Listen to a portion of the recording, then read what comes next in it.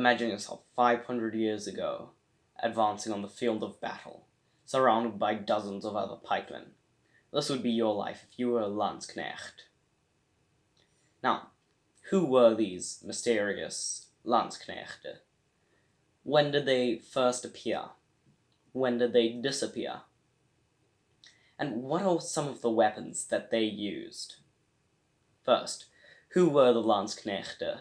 Well, they were German mercenaries who were hired throughout the Renaissance, and they were an easy way to get out of poverty for most people, as they would raid and pillage the villages or towns that they were sieging or fighting against.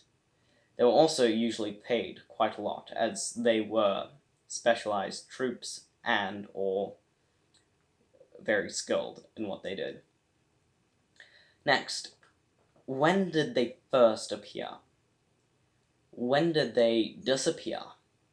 Well, we can see that in 1468, the Emperor Maximilian I of the Holy Roman Empire raised an army of between 6,000 and 8,000 Landsknechte.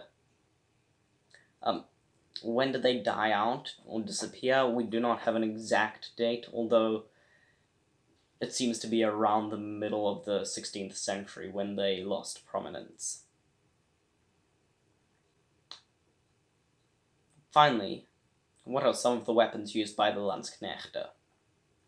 The Zweihander, which was a large 6 to 8 foot sword, was quite prominently used. The pike, which was used to keep enemies at bay, was a 12-foot long spear. This was often quite effective, but when the enemies closed in too close, they would use their iconic sidearm, the Katzbalga, to fend off these enemies. It was a shorter sword, shorter than most swords of the period. Finally, to review my main points, I gave a brief description of who the Landsknechte were, and I gave a rough estimation of when they operated. Finally, I listed 3 weapons that were used by them. Note that these weapons were not exclusively used. Were not the only weapons. Were not the weapons that were exclusively used by the Landsknechte. These were some of the most colorful soldiers we have seen in history, and it is a shame that not many people know about them.